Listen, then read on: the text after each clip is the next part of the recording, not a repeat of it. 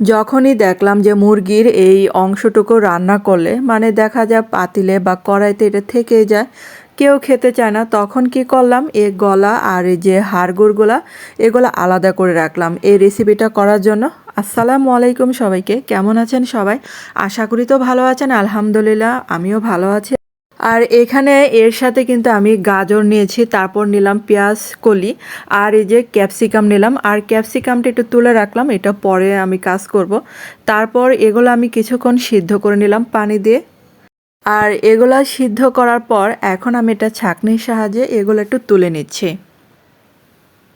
আর আমার চ্যানেলে যারা নতুন জয়েন হয়েছেন কিন্তু চ্যানেলটাকে এখন আমার সাবস্ক্রাইব করেনি, তাদের কাছে প্লিজ অনুরোধ রইল চ্যানেলটাকে সাবস্ক্রাইব করে আমার পাশে থাকবেন। আর আমার রান্নার ভিডিও যদি আপনাদের একটু হলেও ভালো লেগে থাকে তাহলে যে একটা লাইক দিতে কিন্তু ভুলবেন না। আর এখানে 2টা ডিম ফেটিয়ে নিচ্ছি। আর ডিমটাকে ভালো করে এরকম ফেটিয়ে নিতে হবে।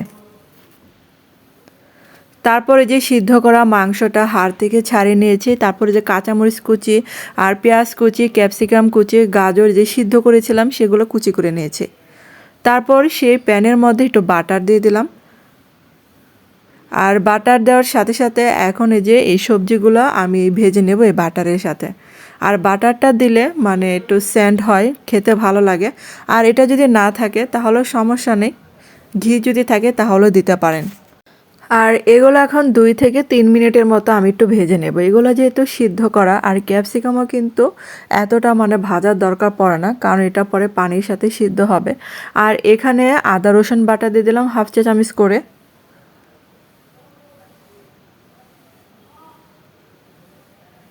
আর এগুলো একটু ভেজে নিলে খেতে কিন্তু ভালোই লাগে, তো অবশ্যই চেষ্টা করবেন আর কি যদি থাকে বাটারটা দিতে। এখন এই যে জাল করা যে পানিটা, স্টকটা আর কি, সেটা দিয়ে দিলাম। এখন দিয়ে দিলাম সাদা গোলমরিচ গুঁড়া, তারপর দিলাম টমেটো সস। এখন আরেকটু পানি দিলাম, এটা জাল হতে লাগবে কারণ পানিটা শুকিয়ে গিয়েছিল। তারপর একটু স্বাদ মতো লবণ অ্যাড করলাম এখানে।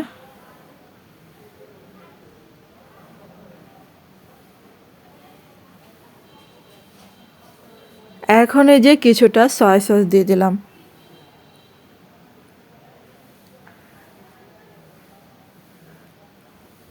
আর এখন এই যে একটা চিকেন স্টক সেটা দিয়ে দিলাম।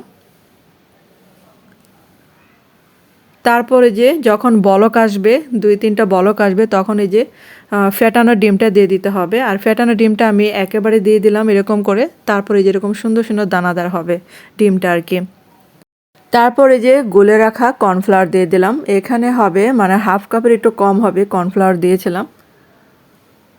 তারপর এখন একটু অনবরত নাড়তে হবে। আর ঘরে বানানো স্যুপটা কিন্তু অনেক স্বাস্থ্যসম্মত হয়, তাই এখন যেহেতু শীতকাল আরও আপনাদের পছন্দ মতো সবজিও এখানে অ্যাড করতে পারেন। তারপরে যে নামানোর আগ মুহূর্তে 2টা লেবুর রস চিপে দিলাম, মানে 2 পিস লেবু আর কি, 2টা আস্ত লেবু না। আর শীতকালে কিন্তু স্যুপ খেতে বেশি মজার, তাই মানে স্যুপটা ভালোই লাগে আর কি। বিভিন্ন সবজি আছে, এখন হাতের কাছে যে সবজিটা থাকে সেটাও দিতে পারেন, ব্রোকলি দিতে পারেন, বাঁধাকপি কুচি দিতে পারেন।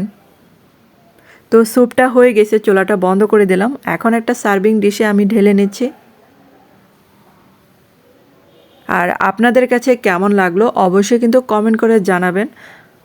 আর আমার এই রেসিপি ফলো করে যদি বানান তাহলে অবশ্যই কমেন্টে জানাবেন যে কেমন হলো এই স্যুপের রেসিপিটা। আর গরম গরম স্যুপ খেতে তো দারুণ মজা। তারপর কিছুটা ধনেপাতা আস্ত দিয়ে মানে একটু পরিবেশন করলাম আর কি।